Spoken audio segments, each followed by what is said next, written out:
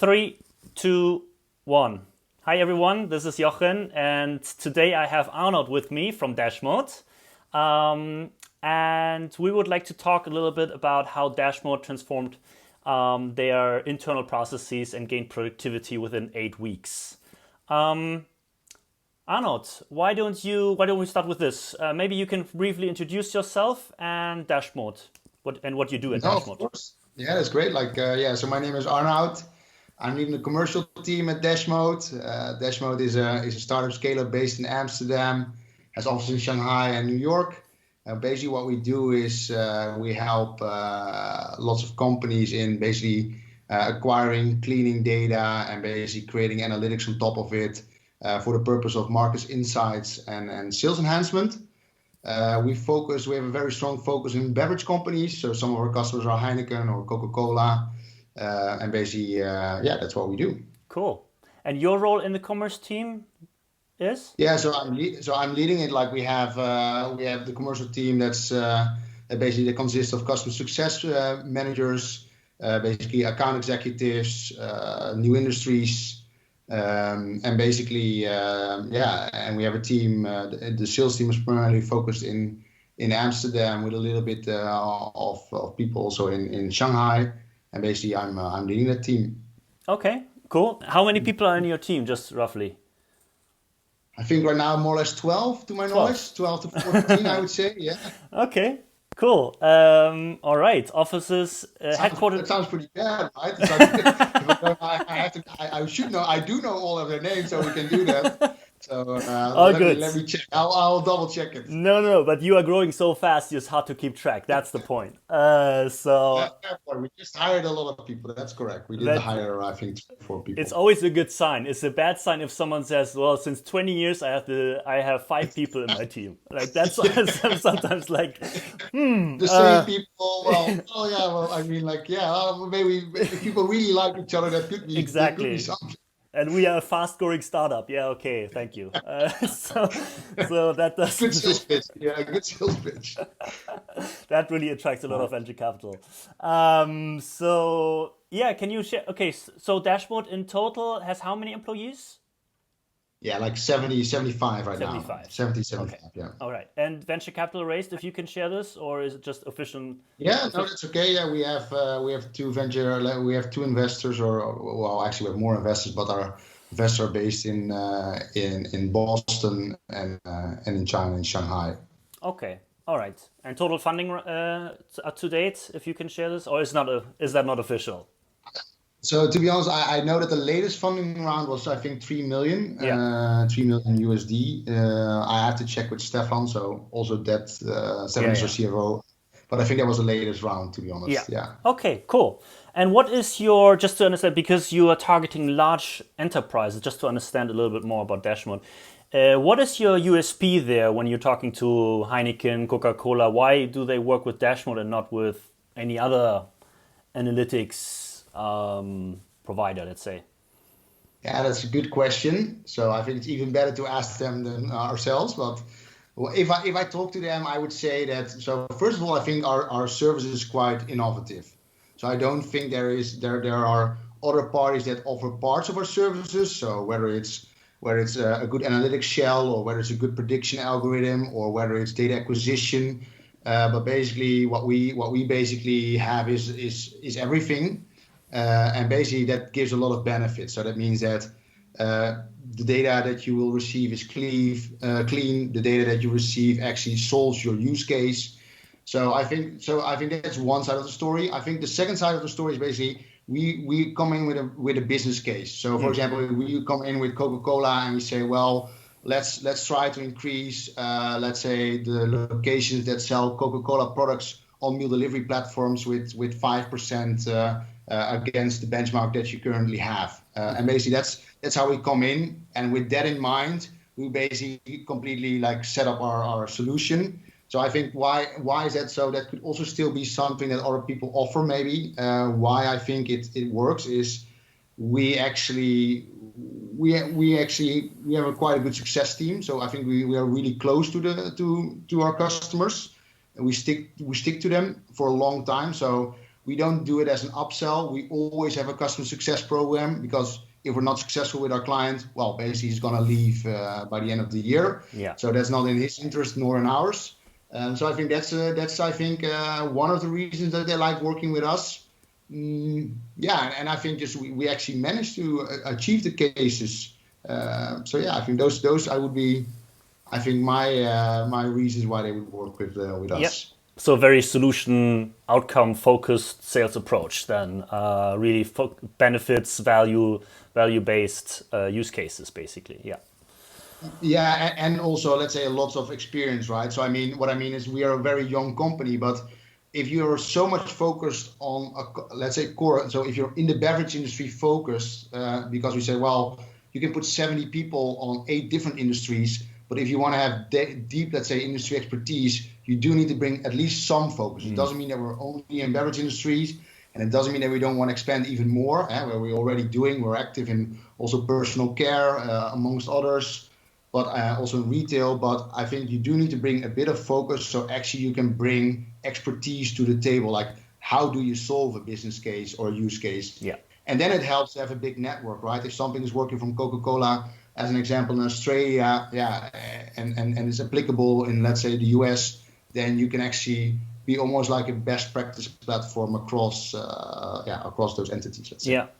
Cool. All right. That makes a lot of sense. Cool. If we come now to the situation before our collaboration, what kind of challenges did you face before we started working together? Yeah, so I think, well, of course, you always face a lot of challenges. So it's a bit like where to start and where to end. But I think one of the challenges or a couple of main challenges are, let's say, we're a small team. And basically, you try to do a lot with a small team. And I think what that means is everybody's doing a lot of things. There's not a lot of, let's say, meetings going on without purpose.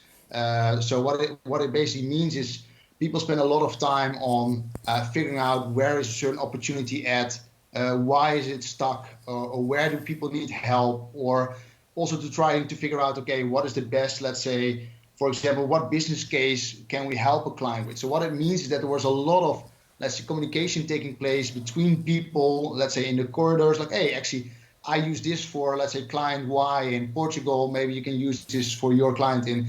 So there was a lot of informal communication going on, but that also meant that if you do not keep, let's say, keep track of it or in the wrong way, you would not know where to find that information. And then even worse, let's say that somebody is stuck, maybe you find out too late that they are stuck. So a lot of time would go into manually finding information, for example, like which deals are, let's say, stuck, where are we, let's say, in a contracting process, what was a contract end date. So there's lots of, lots of conversations going on to figure out missing information. Yeah. Okay, understood. And yeah, especially in a small team with a fast-growing startup, that's creates a few challenges. How did you try to solve this? Was there any kind of way that you tried to tackle this before we work together? Yeah, so you do try to bring structure, right? So what you do try to do is, for example, like it's easy things, but for example, like so we had like.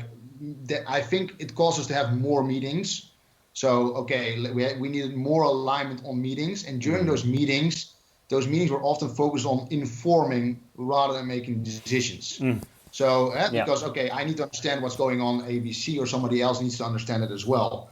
So I think that's one way where we try to solve it. We did try to structure it so we make use of let's say, a cloud drive service, of course.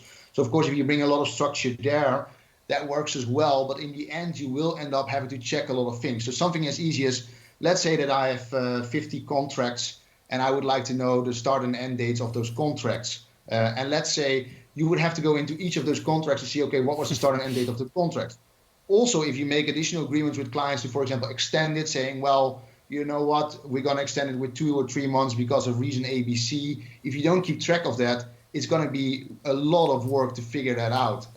If you did keep track of that, for example, in Salesforce, if it's somewhere in the notes, or in an event, like what will you do? Will you go over all the events basically to figure out, okay, so this was discussed during that event. So basically we try to cover it by having like the right meetings in place and trying to structure it via, let's say, Excel sheets. But I don't think that's a very time efficient manner of organizing stuff. Yeah. Yeah. So you had you had basically the data, but it wasn't maybe, I don't know, put into a structured way so you can easily report on it, right? Correct. Yeah. Or yeah. So at least it took a lot of time. Correct? Yeah. Oh, it took a lot of time. It wasn't optimized. Let's put it this way. Of course, I'm not saying there was no data in there at all. Of course. And okay. So and how did you find us? Like, why did you decide to work with us? Yeah, so I think that's so. I don't know how other people experience this, but to be honest, often you have a problem and you walk around with the problem and you think like, okay, I really need to fix this, and at some point it gets into, let's say, your high priority, high impact bucket, and then you want to do something about it, right?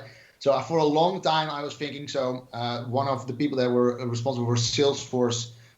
Basically, so we had nobody that was responsible for CRM for a long time. So I mean, not an internal expert. Yeah. So that meant that basically we had limited knowledge on the processes and how that works in Salesforce, as an example.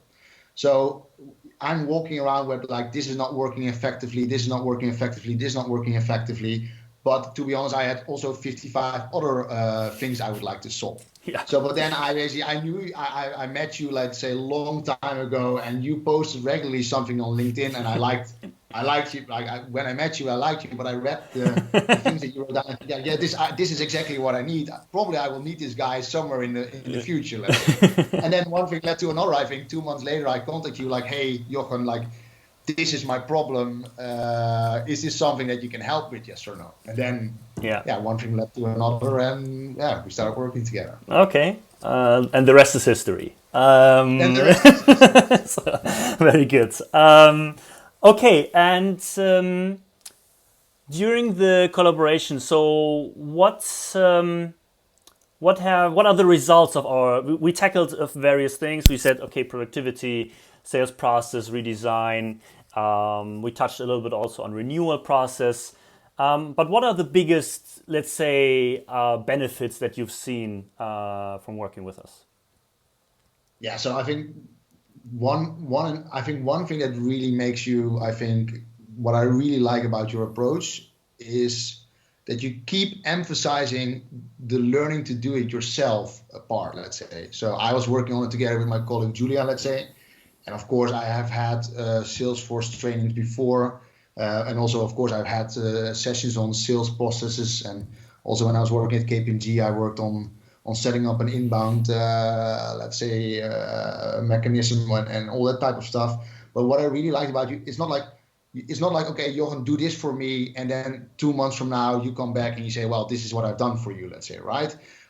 So I think what I really liked about your approach is that you basically, like, you kept emphasizing that we should do it ourselves, or at least partially do it ourselves. And why I think that's really good. So it's not the easy route. And I also think that's also why you sometimes get like a struggle, or let's say a friction sometimes, which I think is good. Yeah. Because what you would then basically, what I'm trying to say, sorry, is that if you're telling me, let's say, so I need something tomorrow, then you're telling me, Arnoud, I can do this for you tomorrow, but that will mean if you need something else 3 weeks from now, you will have to call me again to do this for you. That's not very sustainable. Maybe it's better, okay, I will help you to not do it tomorrow maybe, but to do it in a week. But then after that week, both you and Julia are also capable to do it yourselves. I think that's something that I really, really appreciate about your methods, let's say. Okay, that's so cool. The outcome of that is, I can now actually ask Julia to help me as well. I can, for real expertise, I will still go back to you. Like, hey, if it becomes really complicated, like, can you help Julia and me out? Like, how would you set this up? What have you seen with different customers? And how can you help us out? So I think, that's basically, so we can do, I think, much more ourselves than we will be able to, like in the past, whether it's on reporting, whether it's setting up new pipelines, whether it's, let's say, structuring, let's say responsibilities from people within the team in for example, Salesforce. All of that we can now do ourselves. In the end, that results in, of course, needing less time on reporting. Better clarity on where do we need to focus, where are potential red flags, which projects are at risk, all that type of stuff. That's basically where it helps us. Yeah, 100%. Again, it's very cool that you also, I mean, you see the benefits in this because, and that's also sometimes the challenging part, like explaining why that is important. To, let's say, be a little bit owning your tools, not for being like the expert level, but being proficient in the basics. And then if you then need extra help, of course, for one-off things, of course, that would make sense to acquire the knowledge maybe in-house. But for the basics, 100%.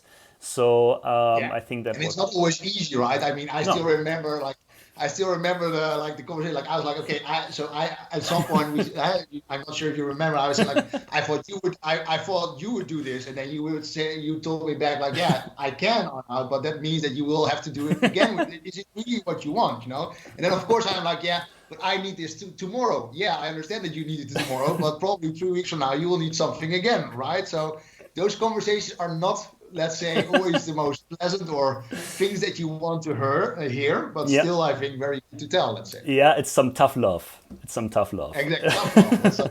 That's the right expression. Tough love. That could be a good habit of the. That could be what people think the wrong things if they basically read maybe, that in the header. maybe I should rebrand my business. Make your CRM the next one. Tough love from Jochen Jochen. thinks tough love. Don't need any of that, Jochen. Like, don't sell yourself that way. Don't be that words. I'm going the wrong avenue now, but okay. Okay, cool. And how does this change? What's impact was this by having now a little bit of let's say redesigned or simplified, streamlined process, however you want to call it? What kind of impact does that have on your team and on your, let's say, day-to-day work? What benefits in terms of productivity have we seen? Yeah, so I think first of all, like again, like resources are still, let's say, our colleagues, friends are basically they're still limited. So what I notice is they much easier get transparency. Okay, where do we stand? So where do we stand in our pipeline? Let's say, where are the big opportunities? How are they going? And basically that way we can basically, So I think that's one. So they have much better visibility on what's happening in their domain. Whereas the customer success, whether they say, okay, well, we have 5 projects right now in the onboarding stage, we have 18 projects right now in the value proving stage, whatever it is, but basically there's the transparency. So that means that we don't have to call each other all the time like, hey, Sven, or hey, Anna, how's it going with this and this? It's, let's say, it's one click, you know it. That's one thing. Then the second thing is, rather than having to do a lot of meetings on, okay, which things might require our attention, it's one report. It's one report that says, okay, here you can find the things that need your attention. Go have a conversation. Okay, how do you resolve the problem rather than where do we have problems? Right? That's a completely different It's meeting, very right? different, yeah. So I think that in the end, I think the biggest benefit. Of course, you could also say, well, probably you will win more deals or lower your churn rate. I think it's too early to tell since we just work for 8 or 12 weeks right now. But basically, or 12 weeks ago when we started working, that's what I'm trying to say. I think we rounded up more or less 4 weeks ago. But anyhow, so it's much easier. So that I will be able, but I can already see in the time spent that we will spend, like I would say that everybody spends way less time, especially in, let's say, management positions, on actually understanding what's going on. So I think that's where we stand today. That's cool. Very good. Okay. All right. So let's higher productivity, more meetings based on resolving the issue, not finding them, basically, and more team collaboration, also replicating the success from one maybe successful proof of concept or opportunity to another one. Yeah. Okay. All right. Cool. I think now we're coming to the end. What would you recommend other people, let's say, in your position? Should they look out for when they evaluate or when they want to evaluate CRM productivity? What are things that you think you would tell yourself maybe 6 months ago or something? Yeah, so I think I would say a little bit like it's always difficult to give advice because I think every business is different and everybody operates in a different way. But let's say people would be in a, let's say, a little bit of similar situation as I am, then I would basically say probably two things. So I think one thing that I would say is I think it's still good. So I think you can have a perfect sales machine or a perfect, let's say, a renewal machine or a perfect customer experience without any software or tooling at all. I think that's one. However, it does or should make your life a lot easier if you do have that, let's say. So once you know, like, hey, actually, it's not helping me, probably it's hurting you because it's probably more like an administrative tool than it's software or processes that are helping you succeed. So, and of course you know that, and then probably the second thing I would tell myself, so you need to be very like, or somebody else, let's say, maybe you should even invest in it even earlier. Meaning, let's say, like it. The problem is that you will always have too little capacity to change it. So if you're fully, let's say, 100%, like everything is running, let's say, it's very difficult to save up time or to spend more time because you will save up time later, right? That's basically what it does. Yeah. And probably I would say like, probably I would spend more time on setting it up earlier, even better. So to save time again from, and it also makes other people or your people in your team their job much more fun, right? I think nobody likes digging into all kinds of records to see what's going on. Nobody likes to basically create slides or Excel sheets on, okay, well, I'm now just typing over what actually is already in Salesforce. So somebody else also knows what the top 5 or top 20 deals are for the coming week or 3 months or whatever, let's say. Nobody likes that types of effort. So also think about maybe as a summary, also think about the increase in joy people in your team probably will have if you are able to, let's say, reduce that type of work, let's say. Yeah, very true. There's always like, you could quantify everything and say, okay, well, it's 5% more. That's great.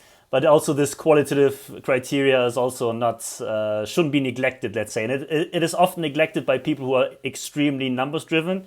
I'm also numbers driven, but some people also need to understand that not everything can be measured on a dashboard. But yeah, it's more about maybe laying the blueprint, right? And then scaling from there. Yeah, but we can even make it more like I also love numbers, right? I've been a consultant myself. I love numbers and studied finance, but I think it could also be as simple like, how would you grade, let's say, working in Salesforce or working on the processes or documenting stuff in the last week? I know because we asked and we gave it, let's say, a 4 or a 5, and then basically now it went to a 7 or an 8. So I think if people say like, okay, it's a huge improvement, it's maybe a qualitative number, but it's still it tells you that people think it improved. So I think that's nice. We can sense that you went to business school. Very good. A lot to learn from you. Thank you very much. Love those times. I love those times in business school. It was perfect. Very good. Cool. And if people want to know more, if like someone, I don't know, the CEO of Coca-Cola is watching right now, how can they find out more about Dashmote? I think James Quincy already knows us, so I don't think that we need to tell him where to find us. But all this trip to Atlanta.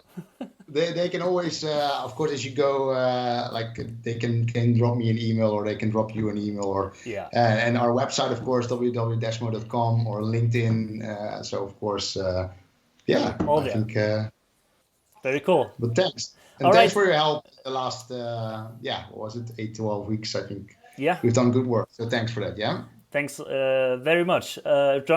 Enjoyed very much the collaboration. So thank you very much for taking the time, Arnoud.